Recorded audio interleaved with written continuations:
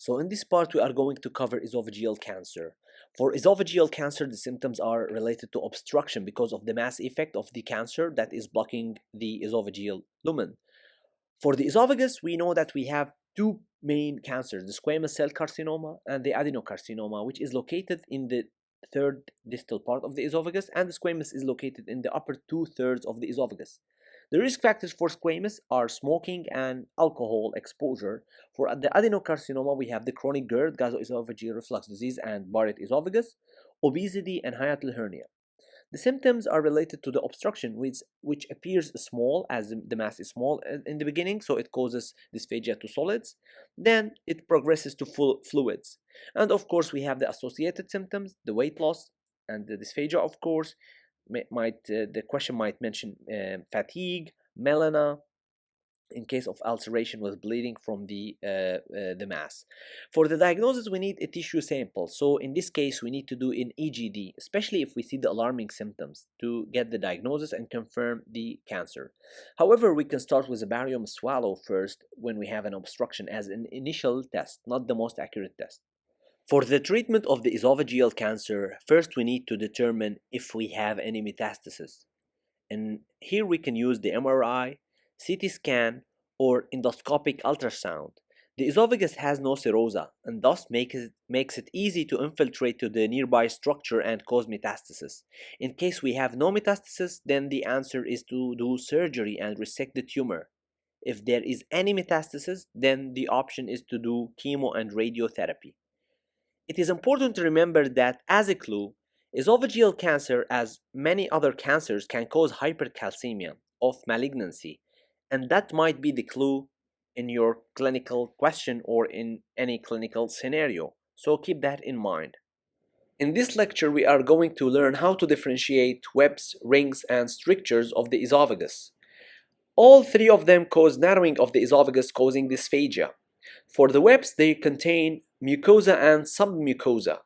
So in the first figure, we see the dark navy, which represent mucosa and the submucosa, and the webs does not contain any muscular layer. The second figure, however, is the rings. The rings are formed from the mucosa and submucosa in addition to the muscular layer, the red line. However, for the stricture, it's a narrowing of the lumen secondary to a mass, so it's a mass effect. Maybe secondary to fibrotic scar formation from caustic injury, or it's a tumor formation within the esophagus.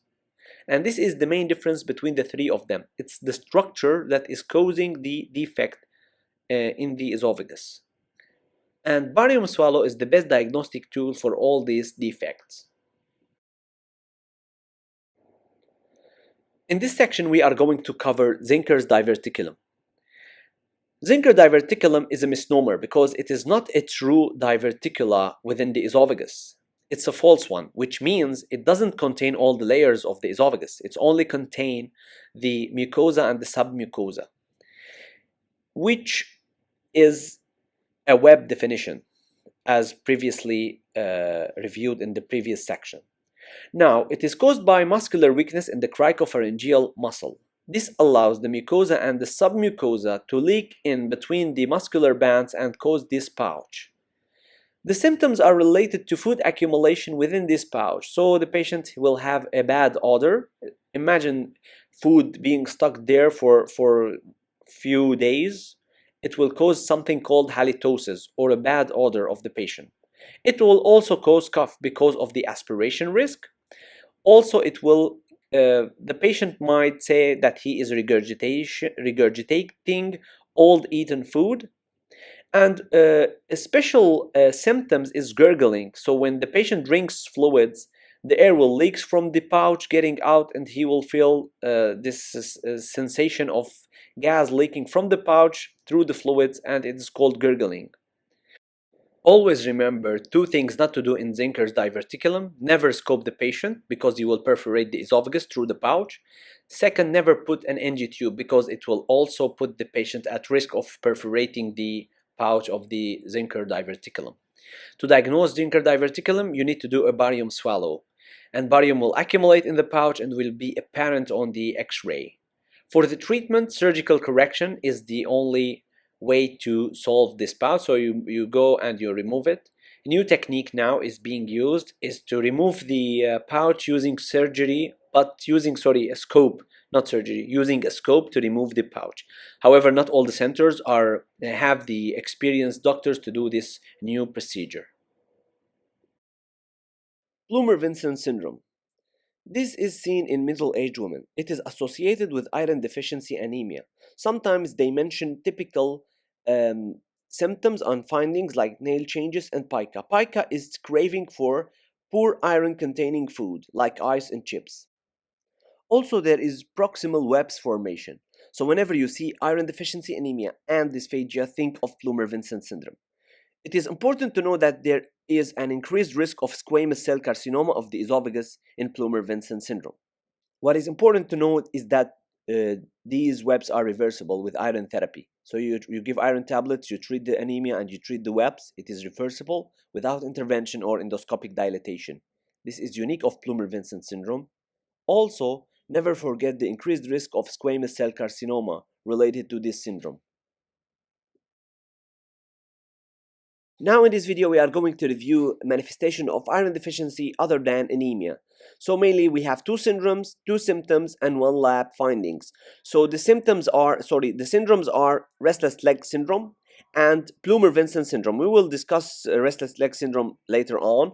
And also we have the pica, craving for poor iron containing food like chips and ice, alopecia, hair loss, and reactive thrombocytosis, a lab finding. So sometimes they call it just thrombocytosis. It's a reactive thrombocytosis.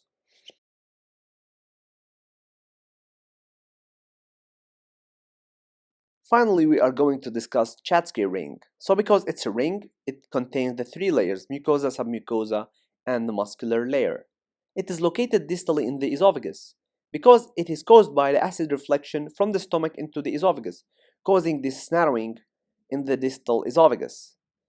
And it is detected by barium swallow. We will see a filling defect. It takes a shape of a ring. And it is caused by complication of GERD and hiatal hernia because of the increased risk of acid reflection into the esophagus. However, for the diagnosis, whenever we see dysphagia and alarming symptoms, never forget we do EGD. Alarming symptoms are weight loss, anemia, FOBT positive stool, age more than 50, patient alcoholic and smoker, or having a risk to have a cancer. So we do a scope. And it is sometimes called peptic stricture because it is caused by acid reflection. The treatment is to do pneumatic dilatation, to insert scope and dilate the ring, and to treat the underlying cause, like in GERD we give PPIs.